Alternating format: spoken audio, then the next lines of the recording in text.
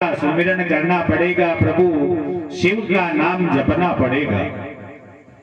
सभी 2 मिनट प्रभु का कीर्तन करेंगे। श्रीमन नारायण नारायण नारायण श्रीमन, बोलो ना, श्रीमन नारायण नारायण नारायण।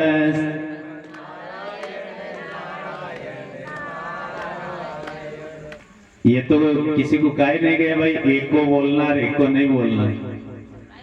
व्यक्ति विशेष को तो मैंने कहा नहीं भाई, इंद्र को बोलना और पप्पू को नहीं बोलना। भगवान का, नारायण का नाम तो प्रेम से सुमरना चाहिए, कम से कम आवाज ऐसी जानी चाहिए। पंडित जी की तो पहुंचे या नहीं पहुंचे, लेकिन पहला बात गणेश जी के मंदिर जरूर सुन जानी चाहिए लोग के, हाँ कथा सुनने भी जा रहे हैं कि वहां प्रेम से। श्रीमन नारायण नारायण नारायण श्रीमन नारायण लक्ष्मी नारायण नारायण नारायण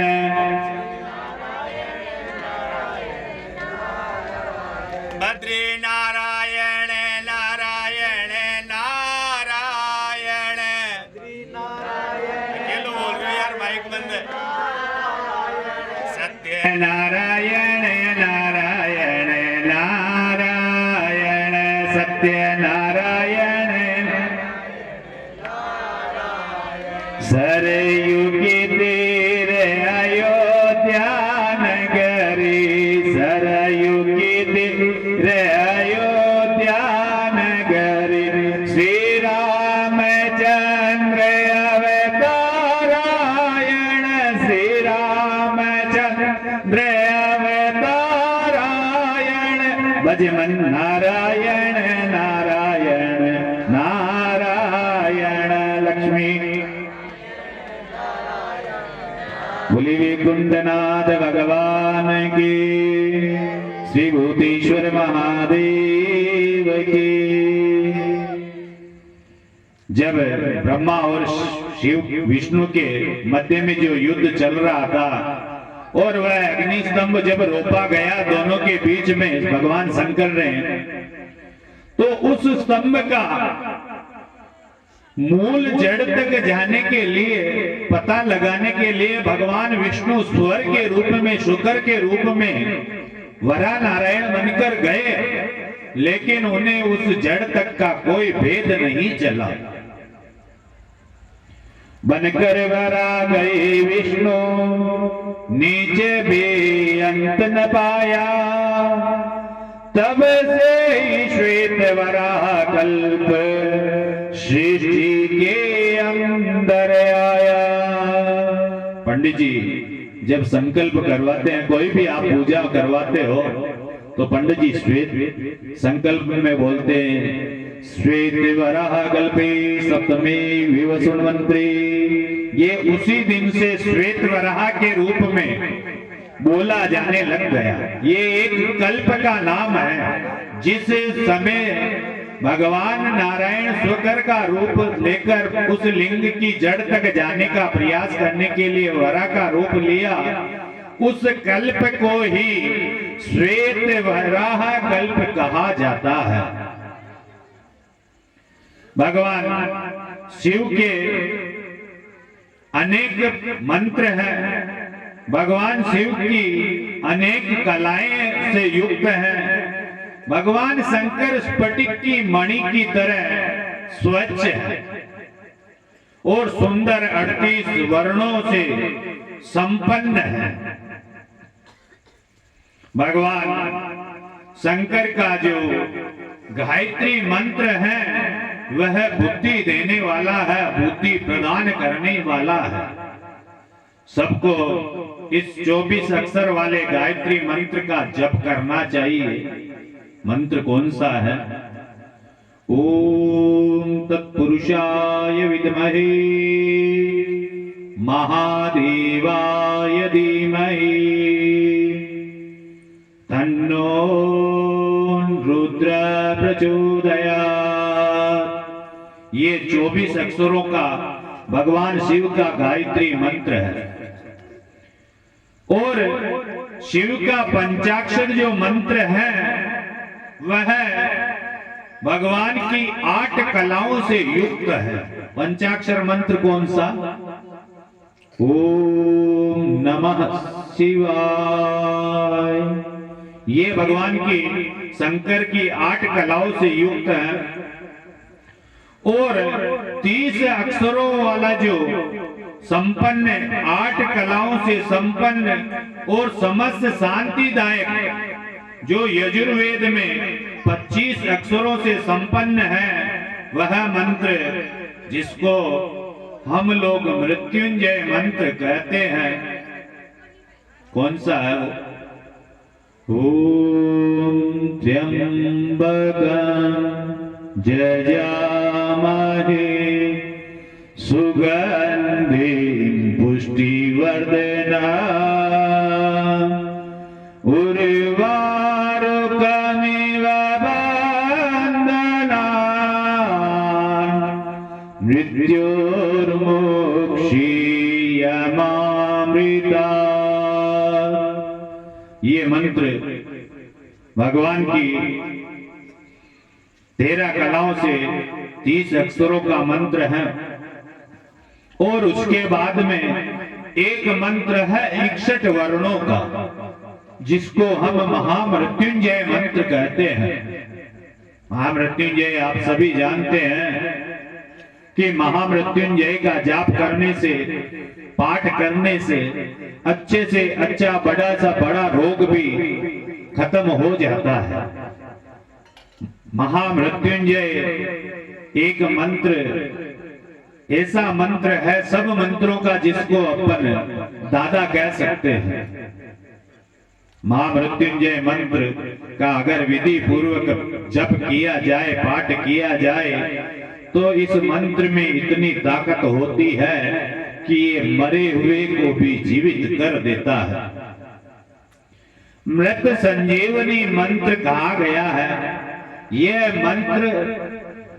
यह मंत्र भगवान शंकर ने केवल शुक्राचार्य जी महाराज को ही दिया था, क्योंकि शुक्राचार्य जी महाराज भगवान शंकर के अनन्य भक्त थे और भगवान शंकर की तपस्या करके भगवान शंकर से वरदान के रूप में यह मंत्र प्राप्त किया था। ओम ओम ओम जूम ओम सा ओम त्र्यंबकं जजामहे सुगंधिं पुष्टिवर्धनम् उर्वारुकमिव बन्धनान् मृत्योर्मोक्षीयमामृतात्। ओम सा ओम जूम ओम।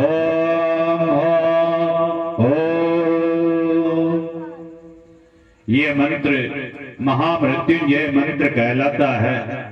इसका नित्य पाठ करने से कल्याण होता है।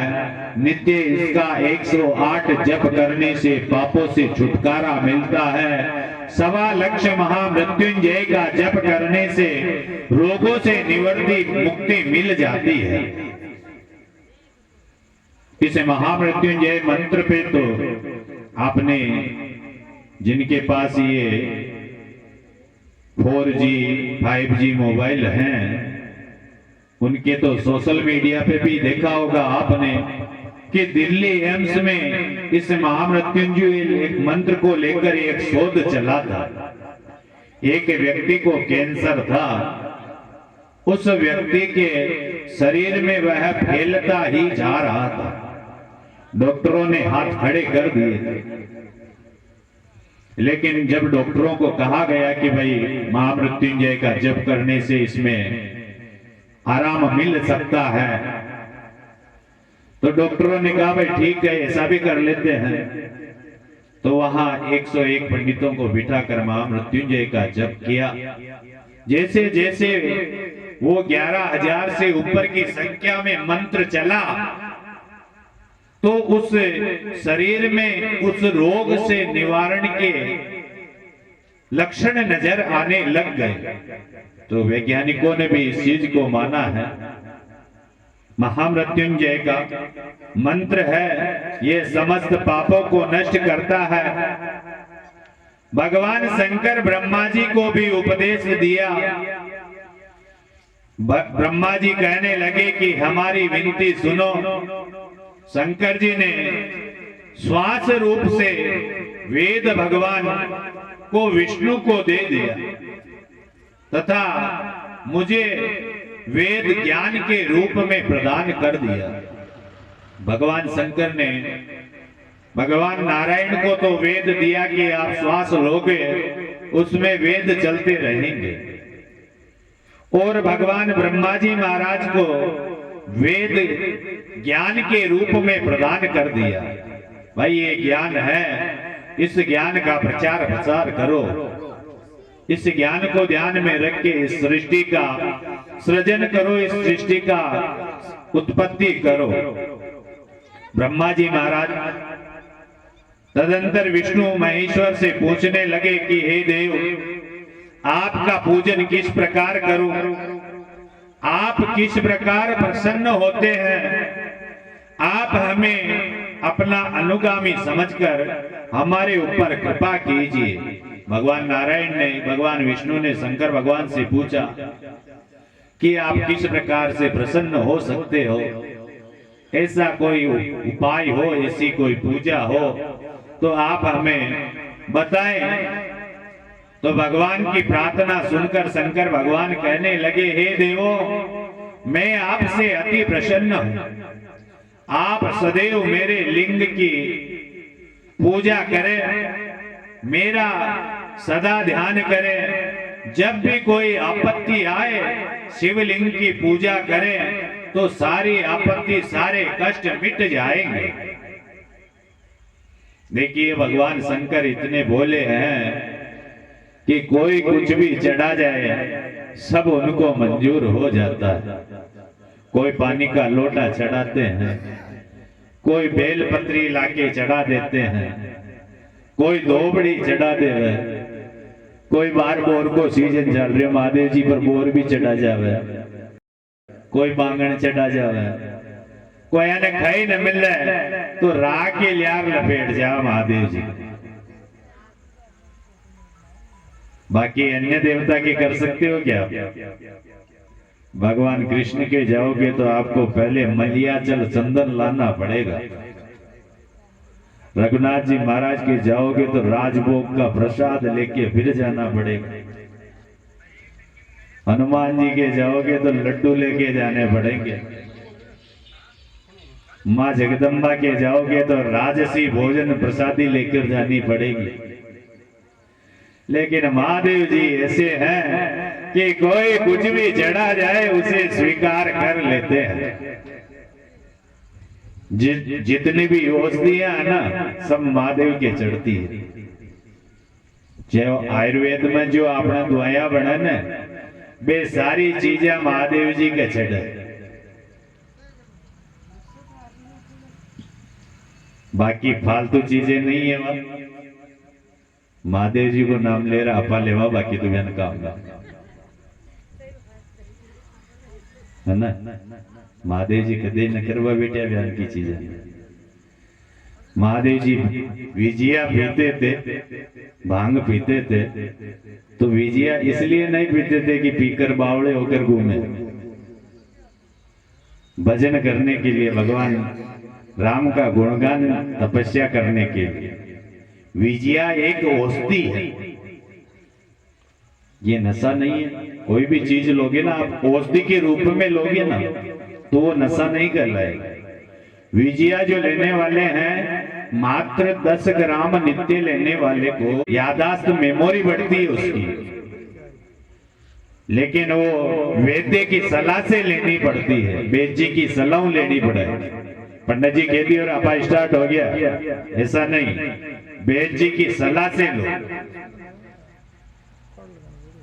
वैद्य जी अगर आपको चेक करके कह दे कि हाँ तेरे को इतनी लेनी है, वो मात्रा फिक्स रहती है उसकी। हर औषधि की मात्राएं फिक्स है, ज्यादा जाने के बाद हर औषधि नशे के रूप में हो जाती है। भगवान शंकर तो इतने भोले हैं कि कोई कुछ भी चढ़ा दे सब स्वीकार हो जाता है। एक बार एक चोर था, चोर, उसका काम ही ये था चोरी करने का। वह एक दिन क्या हुआ कि चोरी करने जा रहा था, अमावस्या की रात थी, अंधेरा था, चोरी करने जा रहा था। तो उस दिन क्या हुआ, योग से किसी भी घर में उसको चोरी करने का मौका नहीं मिला। वापस वह उदास होकर अपने घर की तरफ जाने लगा तो रास्ते में उसे एक शंकर का मंदिर दिखाई दिया। उसने देखा भाई उधर तो जाग हो गई, वहां तो चोरी नहीं कर पाए। देखा चला देखा कोई दान पेटी पड़ी हो तो भी नहीं तोड़ तोड़ा के ले जाए। वह उस भावना से वहां चला गया तो वहां आगे जाकर देखा तो चोर को कुछ भी नजर नहीं है। शंकर भगवान की पिंडी थी और गुमटी में एक टोकरी लगी हुई थी। चोर ने देखा कोई बात नहीं, कुछ हाथ नहीं आया, कोई बात नहीं, एक टोकरी नहीं आएगी, उतार ले चला जो 150 रुपया तो आगा मिल। अब चोर उस टोकरी को उतारने का प्रयास करने लगा तो टोकरी तक पहुंच नहीं पाया। अब चोर ने इधर उधर देखा कि भाई कुछ हो तो लगा ले, लेकिन कुछ भी नहीं दिखा उसे। तो उसने क्या किया कि एक पांव भगवान की पिंडी के ऊपर रख दिया और ऊपर चढ़ के उस टोकरी के लूमने लगा कि उसको खोल रहा था। जो ही उसने पांव रखा भगवान शंकर प्रकट हो गए। भगवान शंकर ने प्रकट होकर कहा कि मांग, क्या मांगना चाहता है? आज तू मेरा पहला भक्त है। कोई मेरे बेलपत्र चढ़ावे, कोई पानी को लोटियो डोल जावे, कोई कहीं नो तो मुसाना की बानी लिया लपेट जावे। पर मैं तू एक पहलो आदमी है जो अपना आपने ही चढ़ा दियो हमारे ऊपर। मैं तारी भक्ति हूं, प्रसन्न हूं, मांग ले। तो ऐसा है मेरा भोले बाबा। तो भोलेनाथ से निराला कोई नहीं है। इसलिए तो आपसे हमेशा 2 दिन से यही कह रहा हूं कि भगवान शंकर को ढालो, भगवान का पंचाक्षर मंत्र को मन में जपने लग जाओ, अपना कल्याण हो जाएगा। आगे सोनकादि ऋषियों को कथा सुनाते हुए भगवान शंकर, भगवान सूजी महाराज कहने लगे कि ब्राह्मणे क्षत्रिय वैश्ये शूद्रे वा पूजिते शिव कथं कार्यं च तदा ब्रूवे तथा व्यास मुखाश्रुता। ब्राह्मण, क्षत्रिय, वैश्य, शूद्र सभी शिव की पूजा करते हैं और सबको पूजा करनी चाहिए। लेकिन कौन कौन सी को किस किस की पूजा किस प्रकार करनी चाहिए? सूत जी महाराज कहने लगे कि हे ऋषियों, जो प्रश्न आपने हमसे किया है वो ही प्रश्न सनत कुमारों से व्यास जी महाराज ने पूछा था और उपमन्यु ने सुना था और उपमन्यु ने श्री कृष्ण को बताया था। यह वृत्तांत मैं आपको श्रवण कराता हूं। नारद जी ब्रह्मा जी से पूछने लगे। ब्रह्मा जी महाराज नारद जी से कह रहे हैं कि हे पुत्र, मैं तुमको शिव पूजा का जो संक्षिप्त विधि है उसके बारे में विस्तार पूर्वक आपसे बताता हूं। 100 वर्षों तक अगर शिव की पूजा किस प्रकार करनी चाहिए इसका अगर मैं व्याख्यान करने लगूं तो शायद मेरे को एक जन्म वापस लेना पड़ सकता है। भगवान ब्रह्मा जी महाराज को वो बताने के लिए 100 वर्ष लग सकते हैं, तो आप हम जैसे को तो 7 जन्मों तक भी वो व्याख्यान अपन नहीं कर पाएंगे। इसलिए हे नारद, मैं सबसे पहले तेरे को यही कहता हूं कि प्रातः काल उठकर अपने गुरु शिव और तीर्थों का स्मरण करना चाहिए। उठते पहले अपने गुरु महाराज को याद करें, भगवान शंकर को ओम नमः शिवाय करते हुए याद करें, और गंगा यमुना सरस्वती कावेरी गोदावरी नर्मदा इन तीर्थों का स्मरण करें। उससे ही शिव पूजन हो जाता है। ब्राह्मण को 12 अंगुल का शिवलिंग का पूजन करना चाहिए, क्षत्रिय को 11 अंगुल का, वैश्य को 10 अंगुल का और शूद्र को 9 अंगुल के शिवलिंग का पूजन करना चाहिए। सुबह उठकर प्रातः काल चारों वर्णों को भगवान गुरु का, शिव का, तीर्थों का स्मरण करके 12 अंगुल क्रमशः क्षत्रिय को, 11 अंगुल वैश्य को, 10 अंगुल और शूद्र को 9 अंगुल की दातुन लेकर मुख शुद्धि करनी चाहिए। मुख शुद्धि आजकल तो वो पुरुष चाल गयो, दातुन तो भूल गया सब। कोई नीम की, कोई बबूल की, कोई आम की, कोई गूलर की, वो दातुन तो रही नहीं।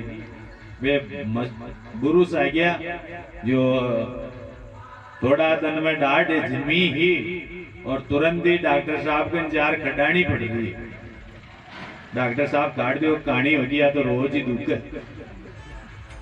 और जब वह दातुन से जब अपन मंजन करते थे तो वो दांत में जो भी कीड़े होते थे वे सभी वहीं मर जाते थे।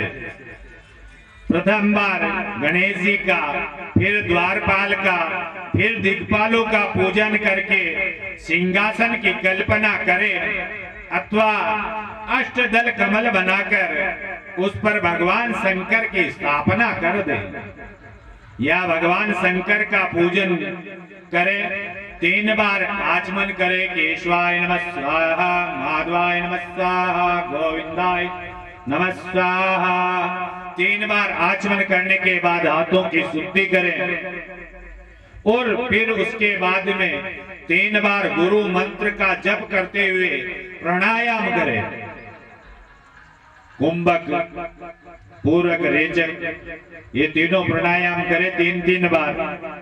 उसके बाद में भगवान शंकर का पूजन अर्चन के लिए संकल्प ले कि मैं आज भगवान भोले बाबा की पूजा करने के लिए संकल्प कर रहा हूं। अब किस कामना के लिए कर रहे हो, उस कामना को मन में उच्चारित करें। अपना नाम गोत्र उच्चारण करके अपनी मनोकामना लेकर वह जल शंकर के चरणों में अर्पण कर दे। उसके बाद में षोडशोपचार पूजा करें। ब्रह्मा जी के साथ सभी देवों का लिंगार्चन को विष्णु के पास, देखिए सभी देवता इकट्ठे होकर ब्रह्मा जी को लेकर विष्णु भगवान के पास गए कि लिंग पूजन का विधान क्या है, आप हमें बताएं।